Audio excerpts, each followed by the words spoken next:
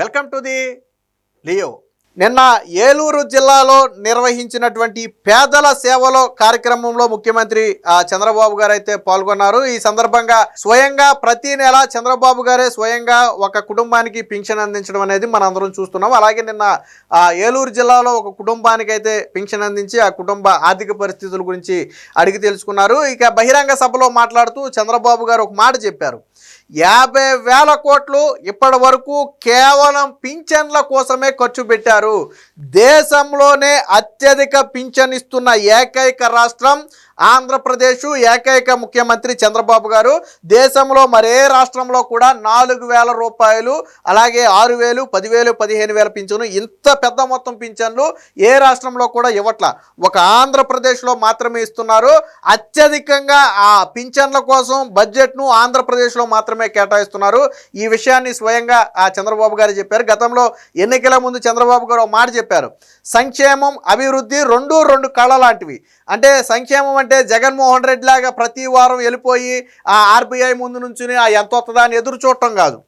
అసలు మీరు చంద్రబాబు గారు వచ్చిన తర్వాత ఈ అప్పు అనే పదాన్ని చాలా రేరుగా విన్నారు. అసలు ప్రభుత్వం అసలు అప్పు చేయదని నేనైతే చెప్పను, కానీ గతంలో వారం అప్పు కోసం జగన్మోహన్ రెడ్డి బ్యాంకుల ముందు సాగిపట్టమే.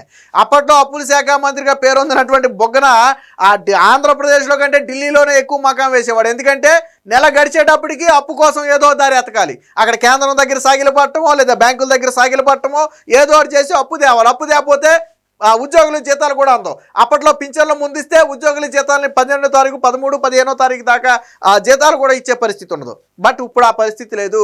ఉద్యోగులకు ఆ పింఛన్దారులకు టక్కున 1, 2 తారీఖుల్లోనే వాళ్ళ ఖాతాల్లో పడుతున్నాయి. అలాగే ఈ సామాజిక పింఛన్లను స్వయంగా మొదటి రోజే దాదాపుగా మధ్యాహ్నం 12 గంటలకు అలా పింఛన్ పంపిణీ దాదాపుగా మొత్తం పూర్తయిపోతున్నటువంటి పరిస్థితి.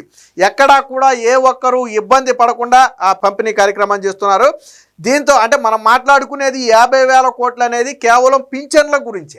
దాదాపుగా 1,50,000 కోట్ల రూపాయలు ఈ 5 ఏళ్లలో పింఛన్ల కోసం ఖర్చు చేయబోతుంది ఈ కూటమి ప్రభుత్వం. అంటే ఒక పక్క ఆదాయాన్ని సృష్టిస్తే ఇటీవల మనం చూసాం ఆ సిఐఐ సదస్సులో, పెట్టుబడుల సదస్సులో దాదాపుగా 12.5 నుంచి 13.5 లక్షల కోట్ల రూపాయలు పెట్టుబడులు వచ్చాయి. అందులో 8 లక్షల కోట్లు ఆల్రెడీ ఇప్పటికే ఆమోదం తెలపడం కూడా జరిపింది. దాదాపుగా ఒక 13 లక్షల మందికి ఉద్యోగాలు రాబోతున్నారంటే ఒక పక్క అభివృద్ధి చేస్తూనే దాని ఫలాలను సంక్షేమ రూపంలో ప్రజలకు ఇస్తున్నారు. అంటే సంపద సృష్టించి పంచటం. బ్యాంకుల ముందు చేతులు జాచి అప్పు తెచ్చుకుని లేదా కార్పొరేషన్ పేరుతో జగన్మోహన్ రెడ్డి లాగా లెక్కర్ కార్పొరేషన్ లేదా ఇంకో కార్పొరేషన్ ఏర్పాటు చేసి కార్పొరేషన్ పేరుతో అప్పులు తెచ్చి పంచటము ఇది కాదు. లేదా కేంద్రం ఇచ్చిన పంచాయతీ నిధులను పక్కదారి పట్టించి పప్పు బెల్లాల్లా పంచటము ఇది కాదు చంద్రబాబు గారు చేస్తుంది. సంక్షేమం అంటే అభివృద్ధి, సంక్షేమం రెండు కళ్ళు అన్నారు. అభివృద్ధి చేసి ఆదాయం సృష్టించి దాని ద్వారానే ఆ సంక్షేమం అయితే చేస్తున్నారు. దీనికి సంబంధించిన ఆ వార్త కూడా ఒకటి వచ్చింది, ఒకసారి చూద్దాం. 18 నెలల్లో 50,000 కోట్లు పింఛన్ల రూపంలో ఇప్పటి వరకు కూటమి ప్రభుత్వం అందించిన మొత్తంగా చెప్పుకోవచ్చు. ఇక రెండవ కీలకమైన ప్రకటన ఏంటంటే పుష్కరాలకు ముందే పోలవరం పూర్తి. దాదాపుగా ప్రతి పౌరుడు, ఆంధ్రప్రదేశ్ పౌరుడు కూడా పోలవరం ప్రాజెక్టు ఎప్పుడు పూర్తవుతుందని ఎదురు చూస్తున్నాడు. జగన్మోహన్ రెడ్డి 5 ఏళ్లలో పూర్తి నిర్లక్ష్యానికి గురైన పోలవరం ప్రాజెక్టు చంద్రబాబు గారు దిగిపోయే టయానికి 71.5 నుంచి 72% పనులు పూర్తి చేసి జగన్మోహన్ రెడ్డి చేతిలో పెడితే జగన్మోహన్ రెడ్డి 5 ఏళ్లలో 2% పనులు కూడా, అంటే జగన్మోహన్ రెడ్డి దిగిపోయే టయానికి 74% పనులు కూడా కాల. 72% పనులు చంద్రబాబు గారి హయాంలోనే అయ్యాయి. కానీ జగన్మోహన్ రెడ్డి 2% పనులు కూడా చేయలేదు. ఎందుకంటే ఏ రోజు కూడా పోలవరం గురించి జగన్మోహన్ రెడ్డి శ్రద్ధ చూపలేదు. కాకపోతే పెద్ద పెద్ద ప్రగల్భాలు పలిగాడు. 100 అడుగుల రాజశేఖర రెడ్డి విగ్రహం పెడతా అని, అలాగే అప్పట్లో నోటిపారుదల శాఖ మంత్రిగా పేరొందినటువంటి అనిల్ ఏమో దేవినేని ఉమామహేశ్వరరావుకి నేను ఓపెన్ చేసి నీకు పట్టుబట్టలు పెడతానని చెప్పి ఆ బుల్లెట్ ఎప్పుడు వచ్చామన్నది కాదు, బుల్లెట్ దిగిందా లేదా అని చెప్పి చాలా డైలాగులు వేశారు. బట్ ఇంత చేసి వీళ్ళు 5 ఏళ్లలో పూర్తి చేసింది 2%. కానీ చంద్రబాబు గారు 2027 నాటికి 2027లో జూన్ నెలలో అనుకుంటా పుష్కరాలు జరగకపోతున్నాయి. సో ఈ పుష్కరాల కంటే ముందే పోలవరాన్ని పూర్తి చేస్తాం, జాతికి అంకితం చేస్తామని చెప్పి చంద్రబాబు గారు హామీ ఇచ్చారు. సో అంటే పోలవరం మీద చంద్రబాబు గారికి ఉన్న చిత్తశుద్ధి కావచ్చు, కేంద్రం ప్రభుత్వం నుంచి నిధులు తీసుకురావడంలో కావచ్చు, ఏంటి అనేది చంద్రబాబు గారి మాటలను బట్టి అర్థమవుతుంది. ఇక సాగులో రైతులు సాంకేతికత అందుకోవాలి. వైకాపా నిర్వాహకంతో కొందరు లేడీ డాన్లుగా మారారు. ఏలూరు జిల్లా నల్లబాడు ప్రజావేదిక సభలో చంద్రబాబు గారు. సో చంద్రబాబు గారు ఇక్కడ రెండు విషయాలు ప్రస్తావించారు. ఒకటి, సాగులో రైతులు నూతన సాంకేతికత అందుకోవాలి, డ్రోన్లు వంటి అత్యాధునిక పరికరాలు వాడుకుని ఖర్చులను తగ్గించుకోవాలి. అలాగే భూసారాన్ని బట్టి అక్కడ పంటలు వేయాలి. ఒకే పంటను వరుసగా వేయటం కాకుండా పంటలు మార్చి వేయటం వల్ల ఫలితం ఎక్కువ పొందొచ్చనే అంశాన్ని అయితే చంద్రబాబు గారు అయితే చెప్పారు. ఇక రెండోది లేడీ డాన్లు. గతంలో లేడీ డాన్ అంటే అరుణ మనందరికీ తెలుసు, నెల్లూరు నుంచి వచ్చింది. అదే నెల్లూరు నుంచి తర్వాత కామాక్షమ్మ వచ్చింది. సో వీళ్ళిద్దరి గురించి కూడా నిన్న చంద్రబాబు గారు అయితే మాట్లాడారు. ఇంకోటి ఏంటంటే గంజాయి. వైసీపీ హయాంలో గంజాయి కట్టడి కోసం ఒక్క సమీక్షా సమావేశం ఆ ప్రభుత్వంలో జరపల. అంటే వాళ్లకు గంజాయి అంటే యువత పట్ల లేదా గంజాయిని అరికట్టడం పట్ల వాళ్ళకున్న చిత్తశుద్ధి ఏంటో దాన్ని బట్టే అర్థమవుతుందని చెప్పి నిన్న చంద్రబాబు గారు చెప్పారు. గోదావరి పుష్కరాల కన్నా ముందే 2027 నాటికి పోలవరం ప్రాజెక్టు నిర్మాణం పూర్తి చేసి జాతికి అంకితం చేస్తామని చంద్రబాబు స్పష్టం చేశారు. ఈ ప్రాజెక్టు సాకారం అయితే గోదావరి జిల్లాలో నీటి ఎద్దడి ఉండదని పేర్కొన్నారు.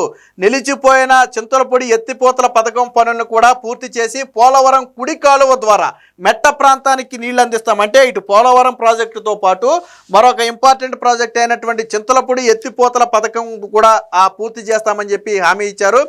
దేశంలో సామాజిక పింఛన్లు ఏపీలోనే అధికంగా ఇస్తున్నాం.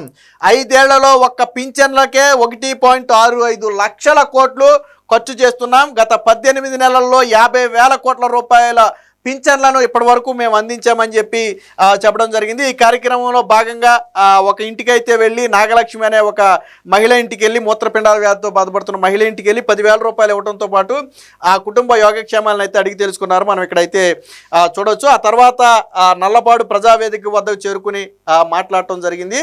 సో ఇక్కడ కిడ్నీ వ్యాధిరస్తురాలతో మాట్లాడుతున్న సిచ్యువేషన్ అయితే మనం చూడవచ్చు. ఇక రైతులు ప్రత్యామ్నాయ పంటలకు మళ్ళాలి. వాణిజ్య పంటలైనటువంటి పామాయిల్ సాధారణంగా గోదావరి జిల్లాలో ఎక్కువగా పరిచయం ఉన్నటువంటి పేరు.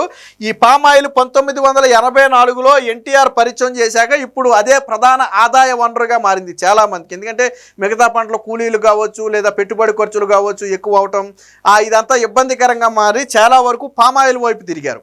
సో అప్పట్లో ఎన్టీఆర్ గారు పరిచయం చేసినటువంటి ఆ పామాయిల్ ఈరోజు లాభసాటిగా మారిందని చెప్పి చంద్రబాబు గారు అయితే చెప్పడం జరిగింది. నిపుణుల సూచనలు, ఆధునిక సాంకేతిక పద్ధతులు తెలుసుకోవాలి, డ్రోన్లు వాడి ఖర్చు తగ్గించుకోవాలి.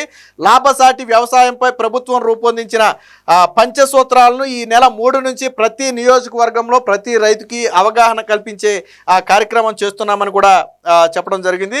దీనికి సంబంధించిన మరొక వార్త కూడా ఉంది, ఒకసారి చూద్దాం. ప్రతి నియోజకవర్గంలో ఉద్యోగ మేళాలు నిర్వహిస్తున్నాం. 2029 నాటికి 20 లక్షల ఉద్యోగాలు కల్పించాలన్న హామీకి కట్టుబడి ఉన్నాం. విశాఖ సదస్సులో 13.25 లక్షల కోట్ల పెట్టుబడులు పెట్టేందుకు కంపెనీలు ముందుకు రాగా అందులో 8 లక్షల కోట్లు ఇప్పటికే ఆమోదం తెలిపాయని చెప్పి చెప్పడం జరిగింది. ఏలూరుతో పాటు కోస్తా జిల్లాల్లో ఆక్వాకల్చరు, ఫుడ్ ప్రాసెసింగ్కు అవకాశాలు ఉన్నాయని, అలాగే ఆక్వా రైతుకు రూపాయన్నరకే యూనిట్ విద్యుత్తును అందిస్తూ ప్రభుత్వం దాదాపుగా 850 కోట్ల రూపాయల భారాన్ని కూడా మోస్తుందని చెప్పి చెప్పారు. ఇక 2028 నాటికి అమరావతి మొదటి దశను పూర్తి చేసి రాజధానిని ఉద్యోగాల కల్పన కేంద్రంగా మారుస్తామని చెప్పి కూడా చెప్పడం జరిగింది. ఇక కలెక్టర్ గారు నిన్న ఈ సందర్భంగా నల్లపాడు సభలో పంటల విస్తీర్ణం, మౌలిక వసతుల గురించి ఆ గ్రామ సచివాలయ ఉద్యాన కార్యదర్శి అయినటువంటి ప్రేమ్ కుమార్ అయితే వివరించడం జరిగింది. ఆ క్రమంలో డేటా తప్పులుగా చదవటానికి గుర్తించిన ముఖ్యమంత్రి, మీ లెక్కలు సరిగా లేవు,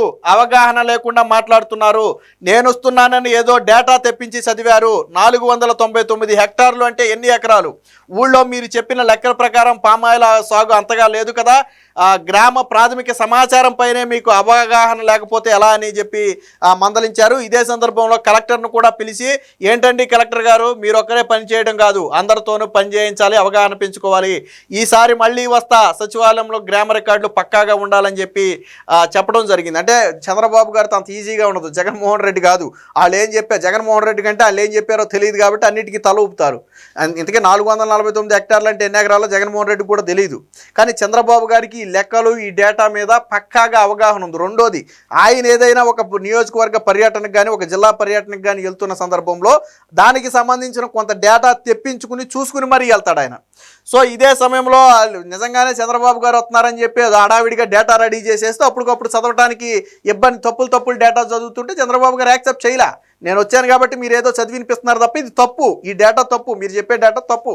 సో ఇలాంటివి మళ్ళీ పునరావృతం కావద్దని చెప్పి చెప్పారు. ఇక నిన్న చింతమనేని ప్రభాకర్ ఆధ్వర్యంలో వరికంకులతో చంద్రబాబు గారికి ఒక సన్మానంగా ఒక మాల లాంటిది ఏర్పాటు చేస్తే అప్పుడు కూడా చంద్రబాబు గారు మీరు కేవలం వరి మాత్రమే ఎందుకు వేస్తారు, ఇతర పంటలు ఎందుకు వేయరని చెప్పి కూడా ఆ చింతమనేని అయితే అడగటం జరిగింది. ఏదేమైనా మొత్తంగా ఒక పక్క సంక్షేమము, మరొక పక్క అభివృద్ధి రెండు కళ్ళగా భావించి కూటమి ప్రభుత్వం అయితే శరవేగంగా ముందుకు తీసుకెళ్తుంది. 2027 నాటికి పోలవరం పూర్తవుతుంది. దాంతోపాటు చింతలపూడి ఎత్తిపోతల పూర్తవుతుంది. 2028 నాటికి అమరావతి మొదటి దశ నిర్మాణం పూర్తవుతుంది. ఈ 2028 చివరి నాటికి ఈ పెట్టుబడుల్లో మెజారిటీ పెట్టుబడులన్నీ కూడా గ్రౌండ్ అవ్వబోతున్నాయి, ఉద్యోగాలు రాబోతున్నాయి. అంటే ఒక పక్క సంక్షేమం ఇస్తూనే, సంక్షేమం అంటే మనం మాట్లాడుకునే పెన్షన్ ఒకటేనా, ఇప్పటికే అన్నదాత సుఖీభావ ఇచ్చారు, తల్లికి వందనం ఇచ్చారు, ఫ్రీ బస్ ఇచ్చారు, ఫ్రీ గ్యాస్ ఇచ్చారు, అలాగే ఇంటర్ పైన చదువుతున్నటువంటి విద్యార్థులందరికీ స్కాలర్షిప్లు పడుతున్నాయి, ఇతర అన్ని సంక్షేమ పథకాలు అమలవుతున్నాయి. కేవలం ఒక పింఛన్లకు మాత్రమే ఇప్పటి వరకు 50,000 కోట్లు వెచ్చించారు. అంటే సంక్షేమం అభివృద్ధి రెండు కళ్ళలాగా. దీనికోసం ప్రతి వారం వెళ్ళిపోయి బ్యాంకు ముందు అప్పుల కోసం నుంచోట్ల. వైసీపీ హయాంలో ప్రతిరోజు బ్యాంకుల ముందు అప్పు, ప్రతి వారం బ్యాంకుల ముందు నుంచోవడం, బహుశా సోమవారం శుక్రవారం ఏదో ఒక రోజు బ్యాంకు ముందు నుంచోవడం వెళ్ళిపోయి. కానీ అలాంటి పరిస్థితి ఇప్పుడు లేదు. ఖచ్చితంగా కూటమి ప్రభుత్వ హయాంలో రాబోయే రోజుల్లో నిర్మాణంలో ఉన్నటువంటి పోలవరం కావచ్చు, అమరావతి కావచ్చు, రెండు పూర్తి కాబోతున్నాయి. ఈ రెండు పూర్తయితే ఖచ్చితంగా ఆంధ్రప్రదేశ్కు మంచి రోజులు వచ్చాయని చెప్పొచ్చు. Please subscribe to Leo news for more videos.